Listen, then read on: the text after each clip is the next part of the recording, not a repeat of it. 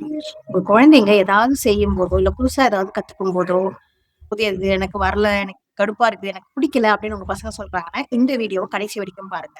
இந்த வீடியோல ஒரு ஸ்டோரி மூலியமா இந்த ஹேபிட்ட உங்க பசங்களுக்கு எப்படி நம்ம ஸ்லோவா ஷிஃப்ட் பண்றதுங்கிறத நான் உங்களுக்கு எக்ஸ்பிளைன் பண்ணுவேன். இந்த கதையில நம்மளோட ஹீரோ சிக்கு.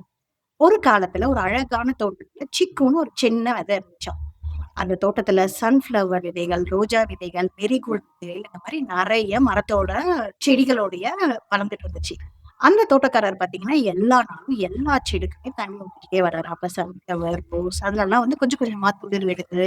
அதுக்கப்புறமா இலைகள் வருது, பூக்கள் வருது. எல்லா செடியும் சந்தோஷமா இருக்கு. ஆனா நம்ம சிக்கு மட்டும் பார்த்தீங்கன்னா, சோகமாவே இருக்கு. அதுல ஒரு சின்ன இலை கூட இல்ல. ஆனா சிக்குவும் அதனால முடிஞ்ச எல்லா விஷயத்தையும் பண்ணிட்டு தான் இருக்கு. அதுக்கு வர சன்லைட், தண்ணி எல்லாத்தையும் வச்சு. பட் சிக்கு பாக்குறது என்ன நம்ம கிட்ட மட்டும் எதுவுமே வரவே இல்ல. மத்த எல்லாருக்கும் ஏதோ ஒண்ணு வந்துச்சு அப்படின்னு சிக்கு வந்து யோசிச்சுக்கிட்டே இருக்கு. அது மனசுல இந்த கேள்வி எப்பயுமே இருந்துகிட்டே இந்த டைம்ல பாத்தீங்கன்னா, மத்த செடிலாம் வந்து சொல்லிக்கிட்டே இருக்கு. "ஏய் பாத்தியா இந்த சிக்கு மட்டும் வளரவே இல்ல. அவ என்னென்னமோ செய்யுது. ஆனா அதுகிட்ட வந்து இன்னும் ஒரு சின்ன குரோத் கூட நம்ம கிட்ட இருக்கிற மாரி இல்ல. நம்ம கிட்ட ஒரு அழகான லீவ்ஸ் இருக்கு. ரோஸ் செடி சொல்லுது, "பாத்தியா என்கிட்ட ஒரு மொட்டு கூட வந்துச்சு. இன்னும் கொஞ்ச நாள்ல அதுல ஒரு அழகான பூ வரும்." அப்படின்னு பேசிட்டு இருக்கு. அது பாத்துட்டு சிக்குவுக்கும் கஷ்டமா இருக்கு. என்னடா எல்லாருக்கும் வருது. நமக்கு மட்டும் வர மாட்டேங்குது. நம்மளும் அதே தானே ட்ரை பண்ணிக்கிட்டே இருக்கோம். அப்படின்னு சிக்கு மனசுல திருப்பியும் அந்த கேள்வி இருக்கு. ஒரு சலிப்பு இருக்கு. ஆனாலும் சிக்கு வந்து தினமும் அந்த தோட்டக்காரர் தண்ணி ஊத்தும்போதும் சரி, மழை பெய்யும்போதும் சரி, இல்ல வெயில் அடிக்கும்போதும் சரி, அதுக்கு தேவையான விஷயத்த அது பண்ணிக்கிட்டே இருக்கு. மனச வந்து அது விடவே நெறைய நாள் போச்சு. ஆனா சிக்கு குவிட் பண்ணவே இல்ல. ட்ரை பண்றத நிப்பாட்டவும் இல்ல. அந்த ஆனா அந்த தோட்டக்காரரும் அந்த செடிக்கு தண்ணி ஊத்தறத அவரும் நிப்பாட்டவே இல்ல.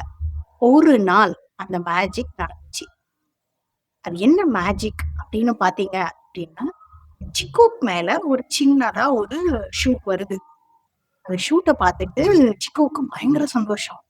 ஆஹா! நமக்கும் ஷூட் வந்துருச்சு அப்டின்ட்டு. அப்பதான் வந்து சிக்கு ரியலைஸ் பண்ணது, இவ்ளோ நாள் ஷூட் மேல வரதுக்கு தான் இவ்ளோ டைம் ஆச்சு. கொஞ்சம் கீழ குனிஞ்சு பாக்குது. அதனுடைய ரூட்ஸ்லாம் அவ்ளோ லென்த்தா இருக்கு.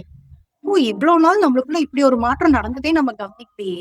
நம்ம ஷூட் வரலங்கிறத பத்தி மட்டும் தான் கவலைப்பட்டுட்டே இருந்தோம். இவ்ளோ தூரம் நம்ம ரூட்ஸ் வளர்ந்திருக்கா, இவ்ளோ நீளமா வளர்ந்திருக்கா நம்ப, இவ்ளோ படர்ந்திருக்கா அப்டின்னு அந்த சிக்குவுக்கு அதோடைய ரூட்ஸ பார்த்துட்டு ஒரே சந்தோஷம் அன்னைக்கு. இந்த சர்ப்ரைஸ்க்கு அந்த சிக்கு யாருன்னு பார்த்தீங்கன்னா, ஒரு மாம்பழ மரம். சாதாரண மரம் இல்லைங்க, மாம்பழ மரம். கொஞ்ச நாள்ல அது நல்லா டாலா, ஸ்ட்ராங்கா, டீப் ரூட்ஸோட நெறைய புயல், மழை எல்லாத்தையும் தாண்டி ஸ்ட்ராங்கா நிக்க போற மரம். நெறைய பேருக்கு சந்தோஷத்த குடுக்கும். அதனுடைய ஃப்ரூட்ஸ் மூலியமா, அது குடுக்க போற ஷேடோ மூலியமா, அந்த மாரி.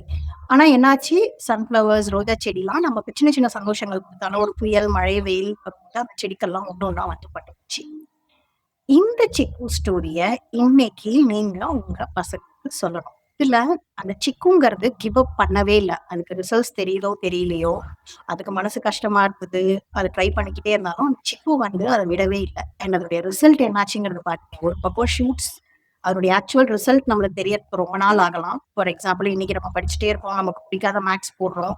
அதெல்லாம் நம்ம பண்ணிக்கிட்டே இருந்தாலும், அதனுடைய கிரீன் ஷூட் அதனுடைய பெரிய பெனிஃபிட் தெரியறதுக்கு நமக்கு நல்ல நாள் ஆகும். நெறைய நாள் ஆகலாம்.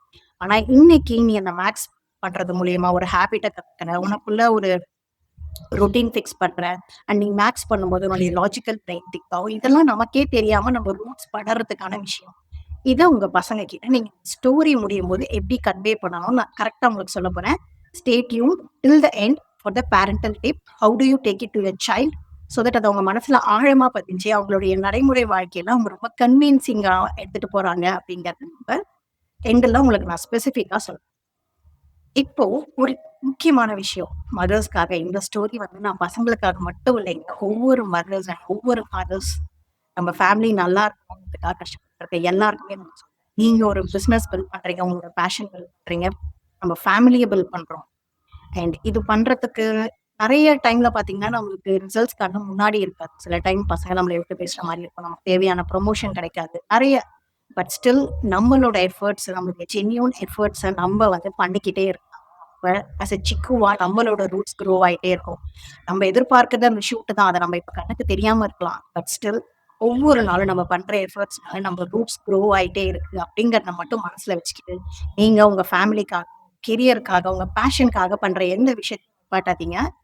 நிப்பாட்டணும்னு நினைக்கும் போதெல்லாம் நீங்களும் சிக்குவ நினைச்சுக்கோங்க. டிப் நான் சொல்றதுக்கான நேரம். சோ இந்த கதைய சொல்லி முடிச்சதுக்கு அப்புறமா, இல்லன்னா சொல்லிட்டு இருக்கும்போதே கூட, இந்த கதையில சிக்கு கிட்ட உனக்கு ரொம்ப பிடிச்ச விஷயம் என்ன அப்படிங்கிறத உங்க பசங்க கிட்ட கேளுங்க. அண்ட் நெக்ஸ்ட் டைம் எப்பயாவது உங்க பசங்க வந்து ஏதாவது ஒரு புதுசான ஒரு விஷயத்த ட்ரை பண்றதுக்கு ஹெசிடேட் பண்ணும்போதோ, இல்ல எனக்கு இந்த ஹோம்வொர்க் பண்ண பிடிக்கலன்னு சொல்லும்போதோ, நீங்க ஜென்டிலா அவங்க கிட்ட வந்து ரிமைண்ட் பண்ணணும். "ஏய் உனக்கு சிக்கு ஞாபகம் இருக்குல்ல? இப்ப நீயும் சிக்கு மாரி இருப்பியா?" அப்படிங்கிறத கேளுங்க. இது ஸ்லோவா நீங்க ரிப்பீட்டேஷன் மூலியமா அவங்க மனசுல பதிய வைக்கும்போது they will be convinced. And சின்ன சின்ன ஷிஃப்ட்ஸ் உங்க பசங்க கிட்ட நீங்க பாருங்க. Stay tuned. இந்த மாரி நெறைய கதை நம்ம தொடர்ந்து பேசலாம். இது வரைக்கும் லைக், சப்ஸ்கிரைப் பண்ணாதவங்க கண்டிப்பா பண்ணுங்க. அண்ட் இது இன்னொரு ஒர்க்கிங் பேரண்ட்ஸ்க்கும் ஷேர் பண்ணுங்க.